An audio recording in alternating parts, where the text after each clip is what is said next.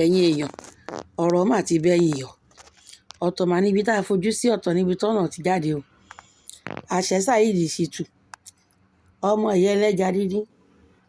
òun ló fọlọ́pàá gbé wèrè onírùngbọ̀n bí abẹ̀bẹ̀ wèrè yìí bí abẹ̀bẹ̀ tán fi ń kóná àgbàdo. Àwọn bàbá mi Saheed Òṣùpá àwọn ò tí ì ráyè tiẹ̀ àwọn ò tiẹ̀ tí ì rí tiẹ̀ rò rárá pẹ̀lú gbogbo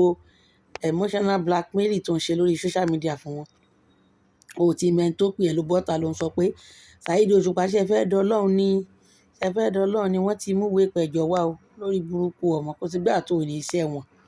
ẹjẹ́ àgbọ́nù fídíò. toró lẹ́tọ̀ọ́ lábẹ́ òfin láti béèrè nígbà tí lọ́ọ̀yà mi wá sẹ́ndí lẹ́tà padà sí Alágbọ̀n police station ní àná Thursday nígbà tó wá di ìrọ̀lẹ́ nígbà tí wọ́n ti acknowledge lẹ́tà tí lọ́ọ̀yà mi sẹ́ndí sí Alágbọ̀n police station lánàá gbà tó wá di ìrọ̀lẹ́ àná lèmi ẹ̀sẹ̀ wá post invitation letter tí wọ́n sẹ́ndí sí mi nígbà táwọn ti acknowledge ẹ̀ tán lọ́dọ̀ wọn ní police station. ìdí ọ̀rọ̀ rẹ gbogbo ọmọ Nàìjíríà bí ìyẹn ṣe jẹ́ nìyẹn àmọ́ tá gangan lẹni tó send invitation letter sí mi àti ìmọ̀ o ẹ má bu ẹnì kankan mọ́ o àti ìmọ̀ bẹ́ẹ̀ ni àmọ́ nǹkan kan tí mo bá fẹ́ sọ fún gbogbo ọmọ Nàìjíríà nígbà tó di ìrọ̀lẹ́ àná kọ̀ọ̀kan pè mí léra ìpíkì kọ̀ yẹn torí pé mo ṣèfù nọ́mbà ẹnìyẹn sórí fóònù mi mo mẹ́niyẹn dáadáa máa pẹ́ akílódé tẹ́ni fi ń pè mí kílódé tó fi ń pè mí ìwọ̀n àgbékọ̀ yẹn ìmọ̀ọ́mọ̀ gbé ni nígbà tí ìmọ̀ọ́mọ̀ gbé bẹ́ẹ̀ ni ẹ ṣe send voice note sí mi nìyẹn ẹ wo voice note tó send sí mi èyí kájọ jọ́ọ̀jẹ́ o ẹ̀yẹ gbọ́. àfa àsúná mò ń pè ẹ́ sí ògbé fóònù ṣé bí wọ́n lè sọ pé kọ́mọ kí wàá fọ ọlọ́pàá mú ẹ kí ló ń sá fún ọlọ́pàá wa ń wá ẹ káàkiri ń sè wá ń sá káàkiri ṣé bí wọ́n ló ń fọ́nbù pé ó yá kó wàá fọ ọlọ́pàá mú ẹ tó wàá bá fọ ọlọ́pàá mú ẹ kó yá kíní kan kí ló ń sá fún mo mọ̀ pé máa play voice níta play ẹ̀ níta ṣé bí wọ́n ló challenge pé kí wàá fọ ọlọ́pàá mú ẹ o challenge Òṣùpá pé kóṣùpá lóògùn ẹ kámi Ọlọ́run lo àpò tó wá pẹ́ ní Ọlọ́run ni kẹ́ni Ọlọ́run àmú ókè o dẹ̀ ní kí mi wá sí ìgbà tó fẹ́ kí fọlọ́pàá mú ẹ kí ló sá fọlọ́pàá fún o ṣe mọ̀ ń pẹ́ sí ṣé mo fẹ́ mú ẹ látòrí fóònù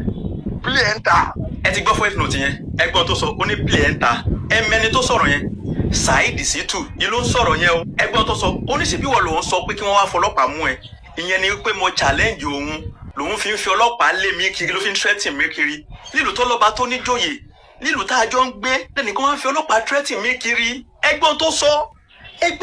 nítorí Ọlọ́run ọba gbogbo ẹ̀yin alágbára ẹ jẹ́ ká jọ listen sọ̀rọ̀ yìí o ẹ gbọ́ kíyàn máa fi ọlọ́pàá threaten mi kiri àti fámìlì mi àtọmọṣẹ́ mi nítorí pé wọ́n lágbára wọ́n mọ̀ọ́yàn àmọ́ wọn ò ní nǹkan kan tẹ́mi ní wọn ò lọ́lọ́run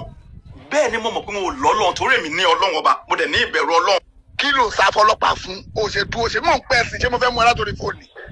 play ẹ̀ ń ta. ó ní ẹ ṣe mo fẹ́ fọlọ́pàá arrest ẹ lórí fóònù mo wá pè padà yẹn ló jẹ́ kí wọ́n á pè padà. Assalamu alaikum. Wa alaikum salaam wa rahmatullahi. Mi ò sí mi ti fún wa tẹ́lẹ̀ ni. ṣé kí wọ́n lè sọ pé ní máa fọlọ́pàá ṣe pé fọlọ́pàá ti wá náà. lórí pé mo sọ pé mo ń bọ̀ lórí pé mo sọ pé táwọn pípé bá lọ gbọ́lọ́pàá wá ń kọ́ gbà èèyàn ní ìdìbò burúkú báyìí ọ̀la kébì gbọ́lọ́pàá tèmi wá sí kémi wá táwọn ìpìlẹ̀ bá mú ẹ kó kémi wá gbọ́lọ́pàá mú ẹ. Bọ̀ ṣé kéètì wá wà náà yẹn pé a sọ̀rọ̀. yẹ manipulate àwọn èèyàn mọ́ lòṣìkò lórí ayélujára ibo ni wọ́n wá fọlọ́pàá mú ẹ kán send invitation fún ẹ ò dẹ̀ ṣe lọ dá wọn lóhùn ọkọ ìyá ẹ̀ náà ni ẹjọ́ mọ́ bára yín fà.